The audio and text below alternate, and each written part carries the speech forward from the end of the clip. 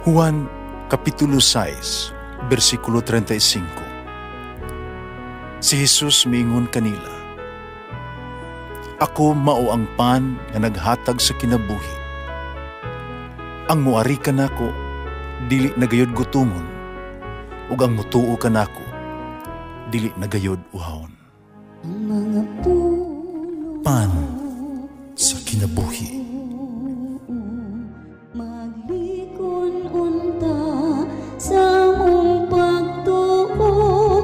Gagakakabi sa pagtuman sa imong mahal nga kasuguan.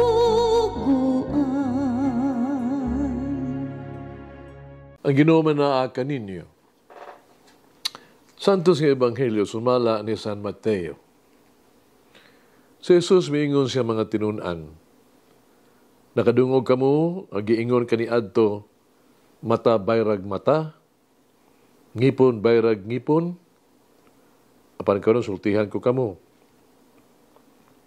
Ayaw panimalos sa nagbuhat kaninyog dautan. Kung sagpaon ang tuo mong aping, ipasagpa usab ang wala. Kung may mukiha kanimo, o mailog niya ang imong kamisin, ihatag usab kaniya ang imong kamisi dentro. Kung pugson ka sa usa ka sundalo, pagdala sa iyang kasangkapan, nagilayon nga usa ka kilometro, pasana kinig 2 ka kilometro.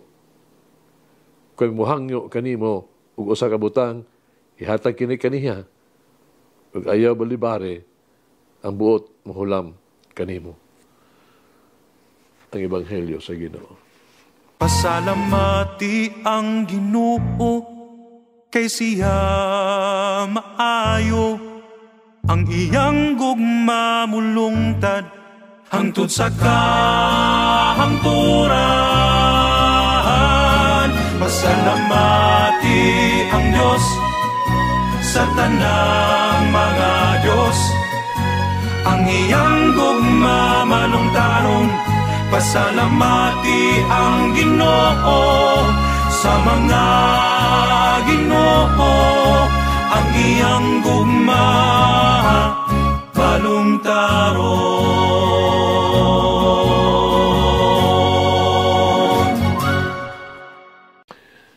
Si Jesus Ebanghelyo karong adlaw, nagdirekta o nagsulti kanato nga maghigala kanunay o likayan ang paghimo og mga kaaway. Gikan sa Ebanghelyo karong adlaw, kita makabuhat og duha ka butang. Doon natin mapupo o duha ka pagtulunan. Una mao ang paghigugma sa ato ang mga kaaway. Ang giingon ni Jesus mao nga ang pagbuhat ug maayo sa atong mga kaaway. Kini aron malikayan ang pagpanimalos, ayaw pagunahuna og pagbalos. Di gyud nato tugutan ang daotang mga pagbati nga magabilin sa tuang kasing-kasing. Apan kinahanglan natong ablihan ang atong kasing-kasing sa pagsabot o pagpasahilo. Ato ang mga kasing-kasing kinahanglan dili gayon sirado kanila. Kung naghimo kita sa tanan ang mga posibilidad aron mapalambo ang atong pahigalaay. Ikaduha, mga pag-ampo alang kanila. Ang gusto ni Jesus dinhi mao ang pagtinguha na maayo sila. Kini mao ang pagtan-aw sa kaayo diha kanila. Angay pa natong hunahunaon ang ilasig kaayuhan kanunay. Di na ito isira nga ito ang unang-una kanila.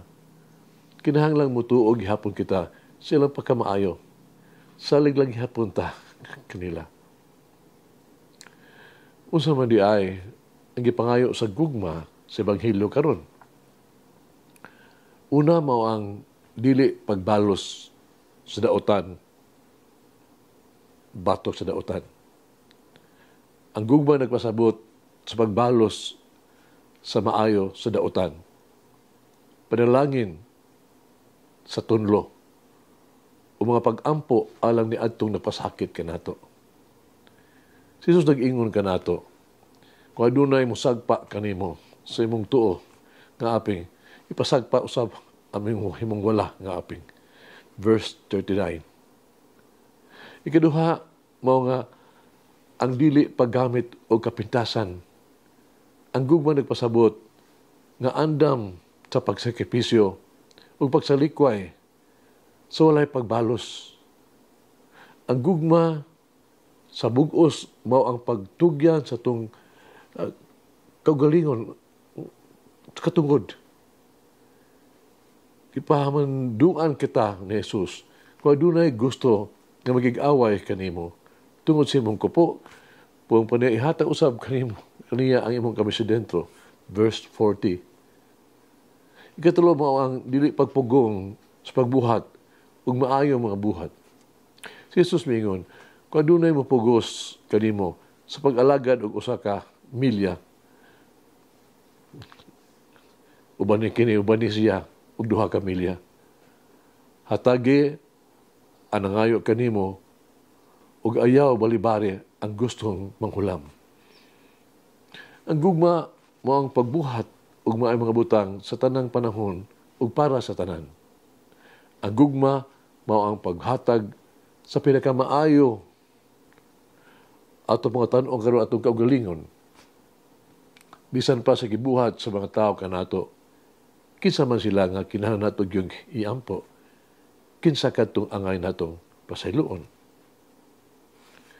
Kung sugilanon kini bahin sa yugtos kinabuhi ni Saint Maximilian Mary Kolbe, usa siya ka Franciscano. No? Niadtong 1939, siya nabilanggo tungod sa iyang anti-Nazi propaganda. Gibihian siya dayon. Kung niadtong Pebrero 41, siya gidako pag-usab tungod sa pagtabang sa mga Hudiyo, pa-iskapo o gidistiro siya sa Auschwitz. Dito niya gipakita ang iyang Kristohanong gugma sa iyang isig katao. Niadtong Hulyo 24, 1941, usa ka binilanggo naka-ikyas gikan sa bilangguan sa concentration camp. Isip silot, nagpili ang mga German ug napulo ka mga piniriso aron mga matay ilang patyon sa gutom desprisuhan. Isip murag gitawag og bayad o disiplina. Usa napulo ka napili si Francisque Guanosik. Ni tuaw siya sa paingon, dili Dios, dili ako palihog. Unsa may mahitabo sa ako ang kabus nga asawa ug siyam ko ka mga anak. Natandog pag-ayo o matuludanon sa iyahang pagsalig siya pagkapare. No? Si Father Simeon Maximilian Kolbe migawas o nihangyo na nga muyo sa komandante nga gitawag Fritz pong pa niya, ako usa ka Katolikong pare gikan sa Poland, tigulang na ako. Gusto kang mupuli kaniya tungkay siya adunay asawa ug mga anak. Itong Agosto 1941, ang iyang kamatayon ipadali sa usa ka carbonic acid injection. Ipatay siya. Sula pa niya wapasunog ang iyang patayng lawas. No? Nakitaan sa mga tao adunay kahayag sa mangitngit nga prisuhan. Mga isuan hagit sa kinabuhi, kinsa man kadtong kinahanglan nato yung pasayloon. Kinsa man ng mga tao nga kinahanglan natong mangayo sa tagapasaylo. Mag-ampo kita. Ako minahal nga Ginoong Hesus. Ako mahigugmaong igsuon. Mga pasiloon nga mangluluwas. Himo ako nga sama kanimo, maagkop ug maluluyon. Ayaw ko tuguti nga mahimong kritikal sa uban o kanunay maghatag o walay itong kinahanglan ng mga komento. Magpasakit. Himuang nga ako kanunay nga magmaluluyon. Tuguti ako nga pasaylo ug dili butulisok sa akong isig katao. Tuguti ako may sama kanimo karon ug sa kanunay. Amen. Mama Mary, help me to overcome my tendency to be self-willed. Mula nga ang Diyos magagahom sa tanan, Amahan, Anak, Espiritu Santo. Amen. Jesus, I trust in you. Amen. Whoever eats the bread of life will never hunger, says the Lord. Kay galaan inyong nabati ang pagpaambit ug hamubong pamalandong sa pulong sa Dios pinaagi sa tulumanon pan sa kinabuhi nga gidumala ni Monsignor Daddy Silva. Hangtod na usab sa sunod higayon, daghang salamat. The bread of life